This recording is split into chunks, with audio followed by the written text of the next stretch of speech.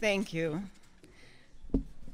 Rachel, thanks for keeping that story about Mocha on the down low. I appreciate that. If it tells you something about our family, actually none of the neighbors seemed to think anything unusual was going on at all. We got back from the wedding and didn't hear anything. That story Rachel told has a coda that she's not aware of. I've been thinking of her every day for the last 2 weeks because 2 weeks ago I had a locksmith at the house and he said, "You've really got to do something about these two back doors because they've got this idiotic kind of lock that if you turn it like this, you know, someone could lock themselves out of the house. You don't know what could happen." And I thought, oh, yes, I do. Thank you, Ellen. Thank you, Brittany, and everyone here. It is a great privilege to be speaking for the second time to the Love and Fidelity Network. I'm going to take this unique opportunity to reflect on one of the most critical developments, not only in recent history, but in human history itself, namely the sexual revolution. A few words about my enduring interest in this subject. Like all of you, I have diverse curiosities. I've been fortunate to write in different venues about different topics. And yet, more and more over the years, I have found that when trying to understand the post-1960s world, tracing matters back to their roots inevitably circles back to the sexual revolution, including in ways that we'll talk about tonight. Now, academics vary about their definitions of that revolution, but we're not in an academic setting here at Princeton, so here's a straightforward, uncontroversial formula. The revolution refers to the changes in sexual behavior and mores following the widespread adoption and approval of reliable contraception over half a century ago. So the first accelerant here is the birth control pill, and the second is the legalization of abortion on demand, a development that approval of the pill made all but inevitable, as we'll see. Modern contraception and legalized abortion not only changed behavior, but also attitudes.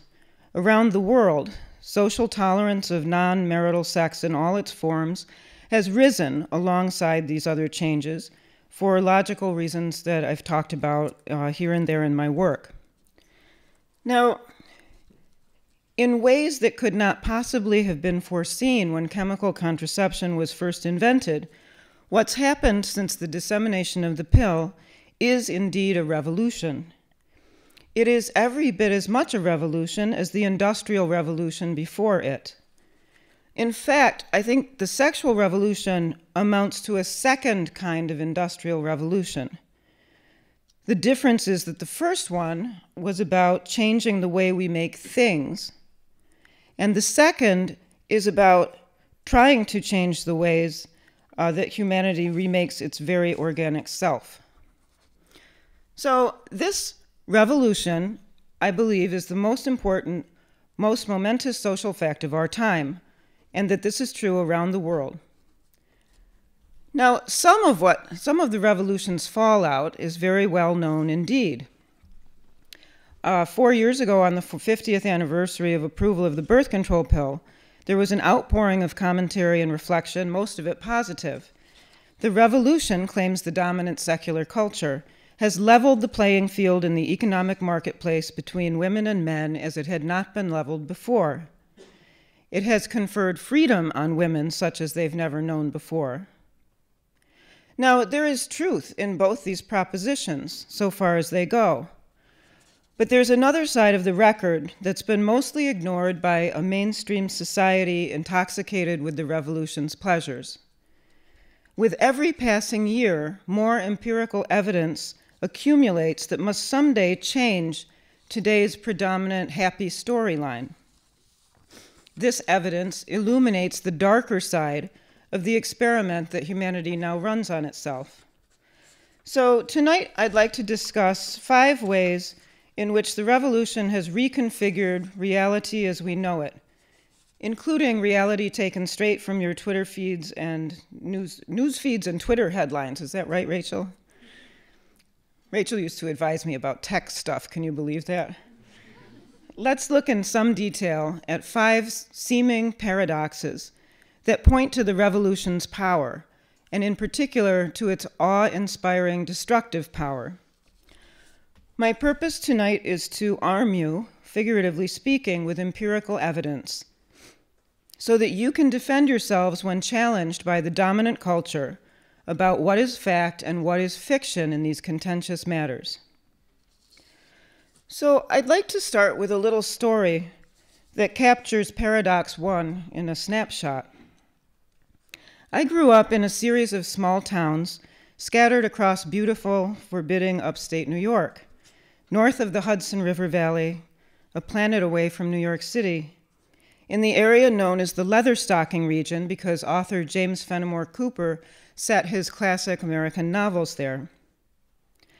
This was and still is rural blue-collar country. It was the kind of place where more local boys in the 60s went to Vietnam than to colleges or universities. Now, in many ways, this place is still the same as it was when I was a child, with one massive exception, which we'll call the family thing. In the 1960s, most men in this area worked as manual laborers, mainly in local copper and silver mills. Many women, if they were married, stayed home. Most families, however chaotic or poor, were still intact, religious and non-religious alike. And I'd like to emphasize that this was not a particularly religiously observant area. Most people were mainline Protestants of one kind or another.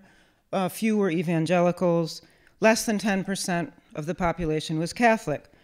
And the local churches were not noticeably overflowing on Sundays or any other days. One of my memories from those years is an odd one that looks a lot more significant in retrospect than it did when I was a child.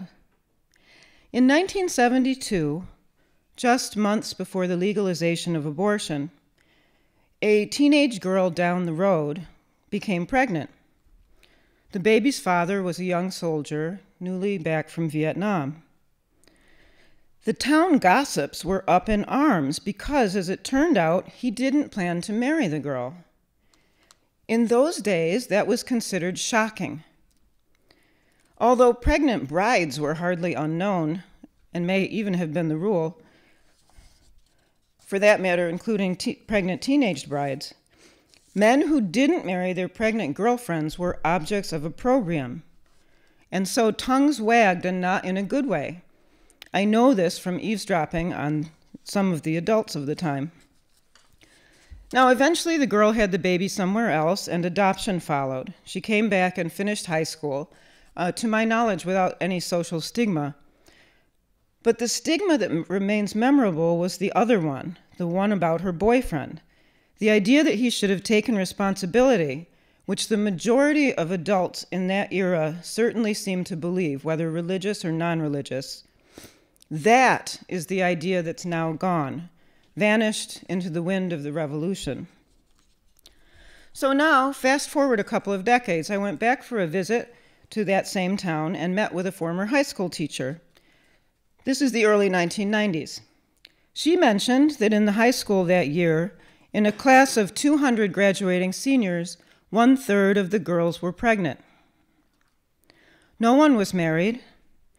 And of course, we can safely assume there were other pregnancies besides those that were kept, because after all, abortion had been legal for a couple of decades by then. So here's the take-home from my story.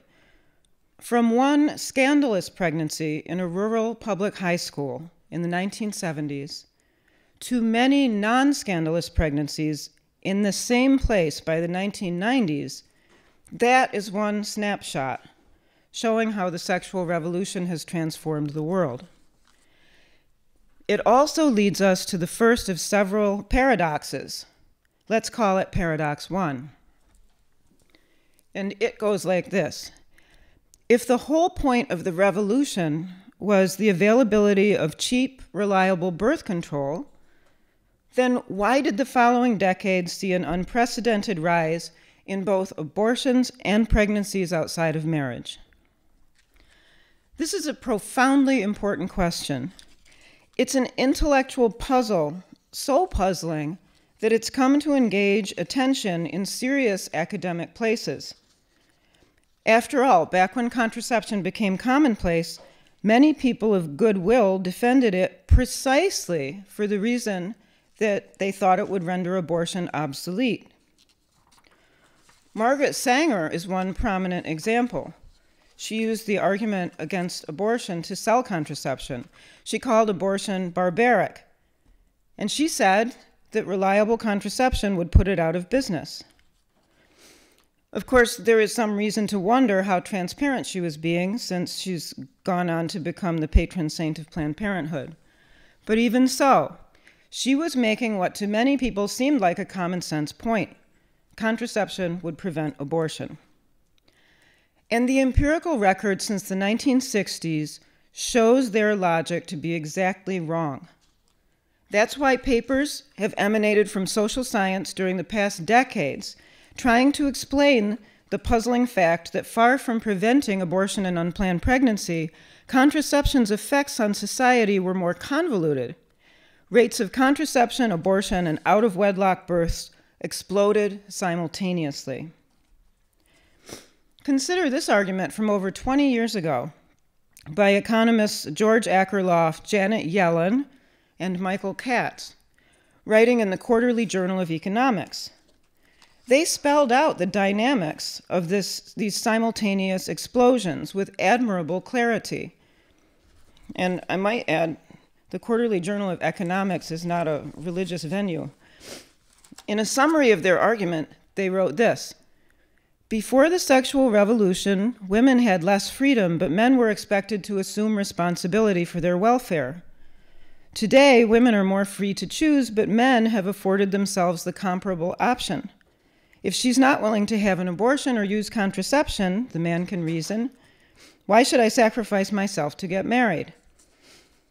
By making the birth of the child the physical choice of the mother, the sexual revolution has made marriage and child support a social choice for the father. Their words. So, in other words, reason one why contraception led to more pregnancy and more abortion was that it eroded the so-called shotgun wedding, the idea that men had equal responsibility in case of an unplanned pregnancy. Now, recall the opening story about the girl whose boyfriend wouldn't marry her in 1972, and how transgressive of yesterday's norms was his failure to take responsibility. Decades later, these economists explain that contraception destroyed the force that would have put a ring on it. There is also the fact that contraception and abortion are bound together juridically as a matter of law. Michael Pekulik, professor at Catholic University of America, has recently pointed out that as regards jurisprudence, the fruit of contraception is abortion. It is only 8 years from Griswold to Roe versus Wade, with similar reasoning justifying both outcomes. Putting that point differently, in the matter of American legal reasoning, no contraception on demand, no abortion on demand. Another interesting theory about why contraception failed to prevent abortion comes from a researcher named Scott Lloyd, writing in the National Catholic Bioethics Quarterly a couple years ago. Using statistics and studies from the abortion industry itself, he argues, like others reviewing the numbers, that contraception leads to abortion, not inevitably in individual cases, of course, but repeatedly and reliably as twinned social phenomena. He summarizes, the bottom line is contraceptives don't always work as advertised, and their failure is at the heart of the demand for abortion. Contraception enables sexual encounters and relationships that would not have happened without it. In other words, when couples use it, they agree to sex when pregnancy would be a problem. This leads to a desire for abortion, unquote. There are similar efforts, but I think the point stands. Let's show a little mercy here to our forebears. Many people present at the creation of the revolution couldn't possibly have anticipated these consequences. Many people operating in good faith had hopes that humanity would master these new technologies. that they would prove to be a social good. But those of us alive today, by contrast, in possession of 50 years of evidence, can see through perfectly secular social science that the revolution's story took a very different and darker turn. So now let's look at paradox 2, which illustrates a similar point. The revolution was supposed to liberate women, and yet simultaneously, it has become harder than before to have what most women, even now, say they want most: marriage and a family. Women from across the political spectrum agree that marrying and mating for life has become harder than it used to be. This is one reason why biological experiments like commercial surrogacy and egg freezing are now being conducted. In the case of egg freezing, with the enthusiastic endorsement of corporate America. The purported idea behind these innovations, besides corporate profit from uninterrupted careerism, is to extend the horizon of natural fertility so that women are free to stay in the workplace and have more time to find a husband and family. The purported idea, like the purported idea behind contraception and abortion, is to empower women and put them in control. So consider the way the preoccupation with the difficulty of finding marriage rebounds across our culture. In headlines like, 8 reasons why New York women can't find a husband. That's from the New York Post. And by the way, reason number 2 was always looking at your cell phone. Or why college-educated women can't find love, to take an example from the Daily Beast. Or many, many other like-minded soundings, worrying over the marriage question. Well, as it turns out, social scientists have dissected the reality behind these apprehensions too. They are more unanticipated fallout from the revolution. Sociologist Mark Regnerus has explained this clearly in his new book called Cheap Sex, Men, Marriage, and Monogamy, which I highly recommend to everyone, using the tools of economics to explain the post-revolutionary sexual market, and aided by a formidable supply of new data. So leaving aside his data sets and regression analyses, Regnerus distills the essence of the argument as follows, quote, "To plenty of women, it appears that men have a fear of commitment, but men on average are not afraid of commitment. The story is that men are in the driver's seat in the marriage market and are optimally positioned to navigate it in a way that privileges their sexual interests and preferences," unquote. In other words, the same force that eroded the shotgun wedding has gone on to empower men, not women. Another economist who's done critical work in this area is Timothy Reichert, also highly recommended, who wrote a lengthy econometric analysis of the revolution in a 2010 essay for First Things. I recommend this especially for those of you who study economics. Reichert argued, using data from the 1960s onward, that the revolution has resulted in a massive redistribution of wealth and power from women and children to men. That is a striking formulation, and so is this one, also taken from his piece. And this one's for the philosophy majors out there. He concluded, "More technically, artificial contraception sets up what economists call a prisoner's dilemma game, in which each woman is induced to make decisions rationally that ultimately make her and all women worse off." So let's take a step back for a minute. Obviously, we're not speaking here of deliberately countercultural clubs and communities like LFN, that have come into existence precisely because they wanted to be an alternative to the dominant revolution-embracing culture. No, our focus is on the going narrative in non-religious precincts, the kinds of places where the revolution isn't regarded as problematic. And in that world, which is now the cultural mainstream, the fact that a lot of men aren't settling down, marrying, and starting families is a constant preoccupation of fretful women. And I think ordinary language reflects this beautifully.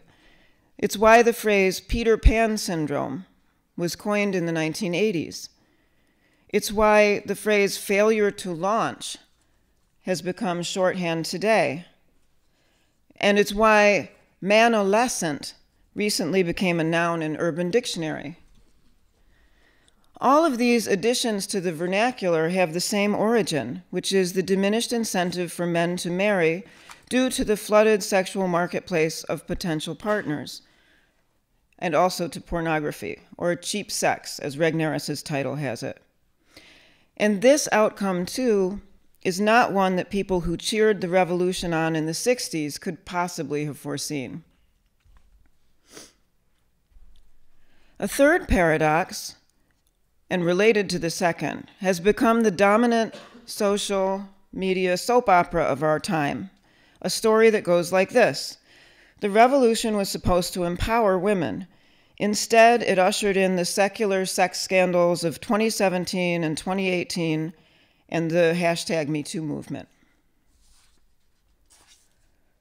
This leads us to another paradoxical fallout, and that's the fact that in retrospect, far from liberating women, the revolution licensed sexual predation on a scale not seen outside of conquering armies. Let's start with the example of Hugh Hefner, founder of Playboy, who died last year. Of course, his commercial empire was founded on pornographic photos of a great many women. He made himself an exemplar of his own supposed philosophy, the Playboy philosophy of sophisticated drinks and music and naturally easy sex. It was an idea that caught on quickly, and it's safe to guess that most people back then didn't know the sordid truth, which would later emerge from tell-all accounts written from within the Playboy mansion and elsewhere about the many exploitations concerning this modern satyr behind the slick advertising. And nevertheless, when Hefner died, many progressives, including self-styled feminists, glowed with praise for this apostle of the revolution. Why? Because he cloaked his predatory designs in the language of sexual progressivism. As a piece in Forbes summarized his record, Playboy published its first article supporting the legalization of abortion in 1965, 8 years before the Roe v. Wade decision that permitted this practice, and even before the feminist movement had latched on to abortion on demand as a cause. Playboy also published the numbers of hotlines that women could call and get safe abortions. In other words, Hefner's support of these causes appears inextricably tied up with his desire to live in a way that exploited women. And this same Siamese twinning joins many of the secular sex scandals of our own time. The Weinstein, etc. stories reveal the same strategic role occupied by abortion for many other men who objectify women and disdain monogamy. And for good reason, because without the backup plan of fetal liquidation, where would such men be? They would be in family court and paying child support. So, in this truth about the revolution, too, more and more thinkers outside religious ranks have come to conclude the same. Liberation did not deliver on its promises to women. Instead, it further enabled men, namely men without the best of intentions. And look, you don't have to be a shill for the catechism to understand the empirical evidence here. Consider this quotation by non-religious social scientist Francis Fukuyama from his 1999 book on the 60s called The Great Disruption. This is written almost 20 years ago. Fukuyama said, "One of the greatest frauds perpetrated during the Great Disruption was the notion that the sexual revolution was gender neutral, benefiting women and men equally. In fact, it served the interests of men, and in the end put sharp limits on the gains that women might otherwise have expected." So with that observation, Fukuyama joins a long and growing list of non-religious thinkers who can now grasp more clearly in retrospect what a few religious leaders were saying all along. How did the revolution democratize predation? Well, no longer did one have to be a king or a master of the universe in some realm to sexually abuse or harass women. One only needed a world in which women were assumed to be using contraception, and in which many would also be deprived of male protectors due to the shrinkage and breakup of the family. So, in other words, all one needed for the Me Too movement was the world delivered by the revolution. And the deleterious effects can be seen quite apart from cases of predation and harassment and assault. For one thing, there is blue-chip social science suggesting that female happiness across the United States and Europe has been declining over time for the last 2 decades. There is also the angry, irrational tone of sexual politics today. It's become palpable across the political scene, from the marches of the so-called resistance to the hysteria over Supreme Court nominations to the hysteria on parade following any Supreme Court decision that protects abortion. This angry irrationalism, I would submit, is itself inadvertent testimony to the poignant truth that the lives of many women born after the revolution are rife with pain and confusion. So, a fourth paradox that has been barely studied at all, I think, at least systematically, needs to be, and that is the effect of the revolution on Christianity itself. To look back over the decades is to understand that the revolution is simultaneously polarizing the churches from within, even as it creates tighter ties among some different denominations than ever before. Now, for decades, commentators have argued about what the 60s and all that would mean for the churches. Some people welcomed the innovations of Vatican II. Others hailed the radical theological transformations of mainline Protestantism, mostly in the realm of sexual morality. Still, other people deplored all of this. But wherever they stood, observers of Christianity today have come to find one central fact unavoidable. The revolution is the single most divisive issue now afflicting the Christian faith itself. And this is true whether one is Catholic or Protestant. In 2004, a book called A Church at War by Stephen Bates about the Anglican Communion summarized the argument on its back cover with this quote: "Will the politics of sex tear Anglicans and Episcopalians apart?"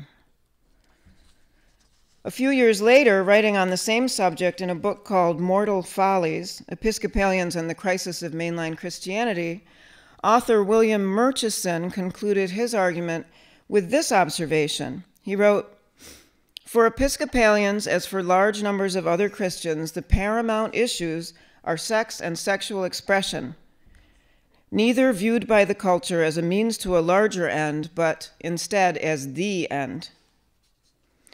And in his 2015 book, Onward, Russell Moore reflected on the tension between evangelical progressives and evangelical traditionalists thus. He wrote, "When it comes to religion in America, progress always boils down to sex." Now, once more, as in our other examples, it seems safe to say that the divisiveness seen within the churches today wasn't anything that Christians back in the 1960s wanted to embrace. All those people decades ago who just wanted Christianity to loosen up didn't know what they were starting. 50 years later, we see that what was started is today's figurative civil war across denominations over whether to accommodate and capitulate to the revolution or not. So, a fifth, and for now final paradox: the sexual revolution didn't stop at sex.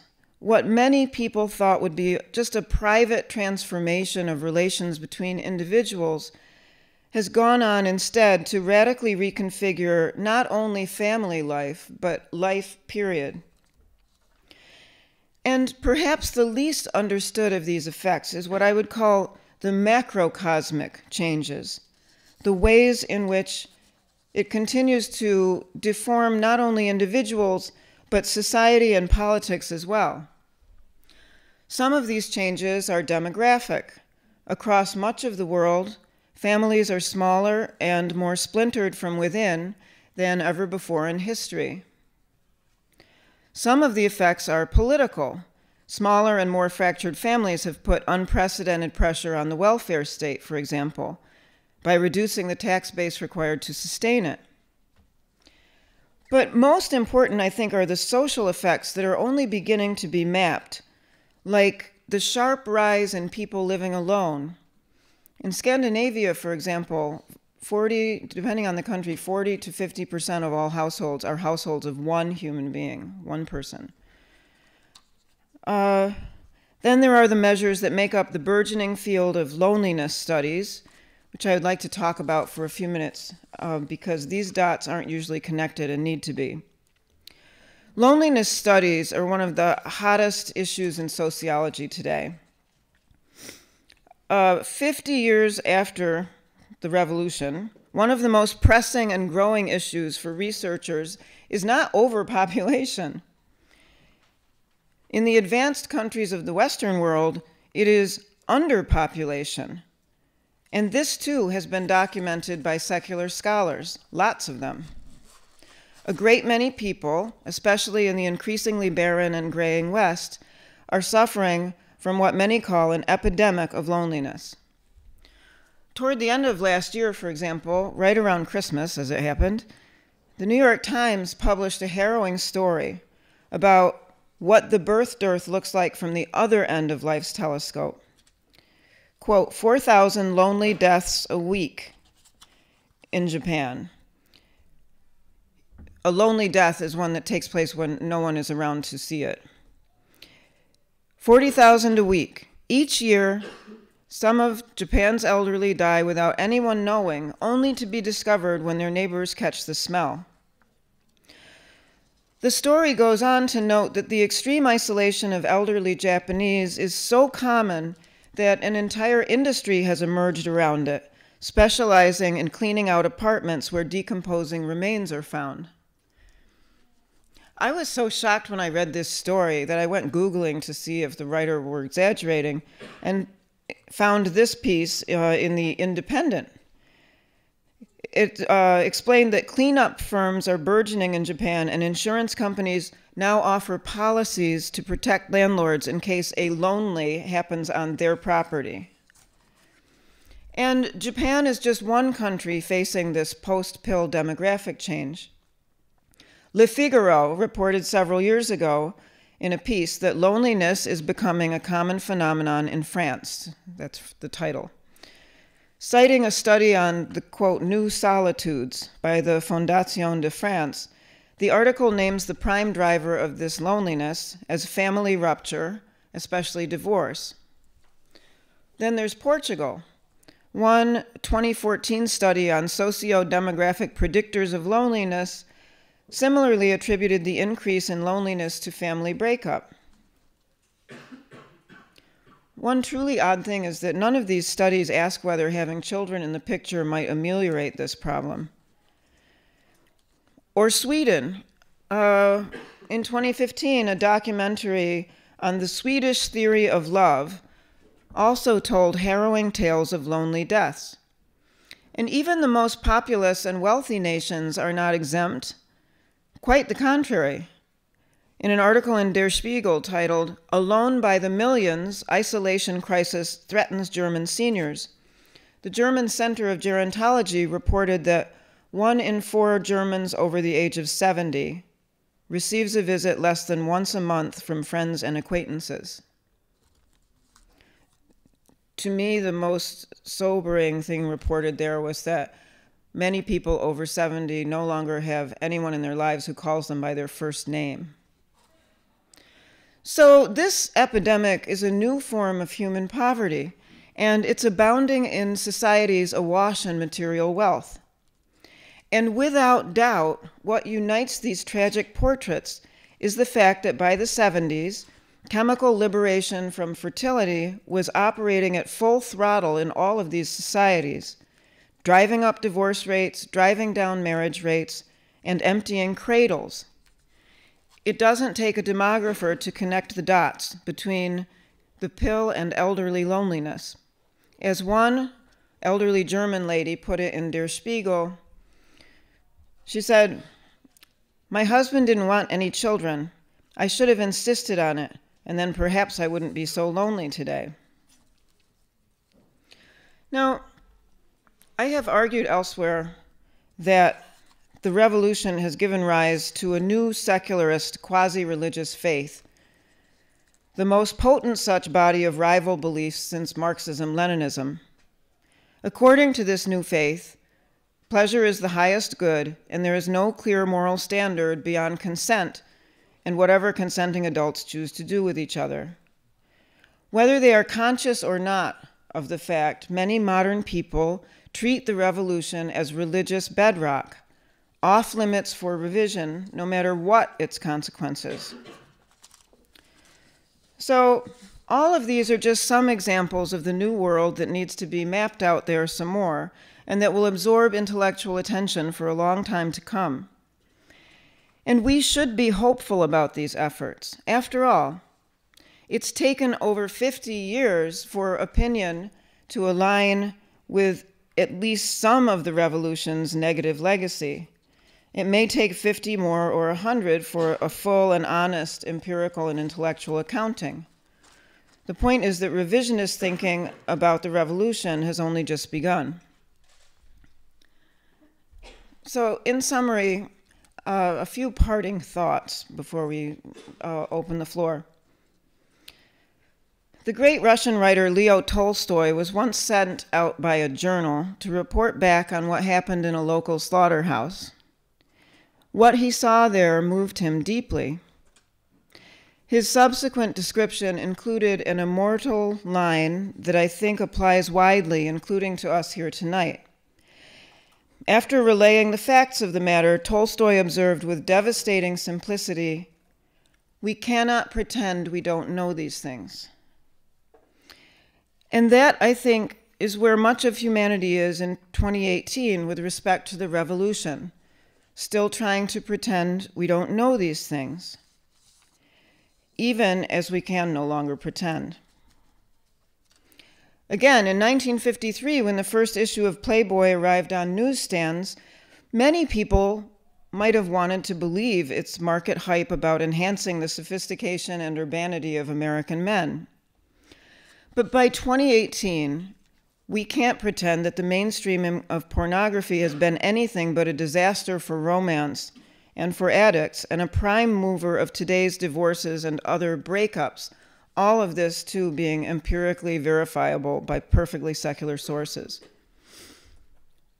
In 1973, even supporters of Roe v. Wade couldn't have imagined the evidence to come.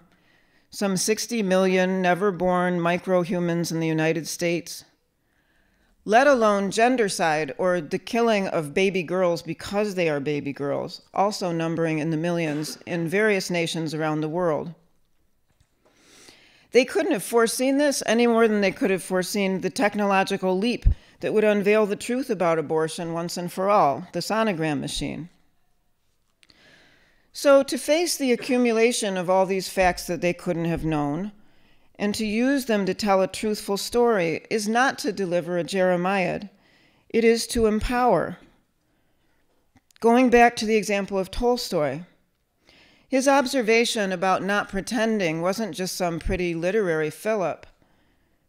It's a banner to carry through life, to reject living under the falsehoods, even if they've become the dominant narrative of the age, is to embrace the freedom to write a new narrative, and a truer one. Just one step is needed toward revising the revolution's legacy in the direction of truth, and that is ceasing to pretend that we don't know the empirical and historical record when every single year it reveals itself more and more. This is the stuff of which Renaissance happens, and Renaissance happens all the time. Minor and major awakenings in different eras and venues have continuously reconfigured the tectonic plates beneath the human story, and we should not think that the revolution is exempt from that. Recall how moral renaissance played out in the wave of reforms that transformed an often inhuman, gin-soaked London. The American awakening that became the civil rights movement is another example in which religious passion came to countermand a social order that a critical mass of people had finally deemed toxic. Or consider another unlikely cultural reclamation, perhaps particularly apt for love and fidelity, that occurred in waves beginning in the 1800s and continuing through the mid-1900s, the Oxford movement. Led by artists and intellectuals, this religious and intellectual renaissance flourished on and off for decades. And in the category of unlikeliest winner, remember this all happened at Oxford, a place where Catholics had for centuries been forbidden even to attend. And yet it was this very awakening that produced the fabled society known as the Inklings, the intellectual and social club home to C.S. Lewis, Tolkien, and other great minds. So if such renaissance were possible at Oxford following centuries of persecution and discrimination, what does that tell us? It tells us that an Oxford option of our own is not off limits. It tells us that groups like Love and Fidelity and many other new associations we could name on campuses and off them are sowing the seeds of Renaissance to come. Precisely in this raw moment, we can envision a different coalition rising during the next 50 years, a coalition born not of the collusive desire to carve exceptions from difficult rules, but rather a faithful fellowship arising organically, and in some cases, because of the damage of the revolution itself. This fellowship rejects the empty claim of our age that humanity is just the sum of its carnal appetites. This fellowship includes the many people, like everybody here tonight, who stand as a sign of contradiction to a false anthropology of a compromised time. The members of this fellowship will enter from different doors, and many, to repeat, will be refugees from the revolution itself.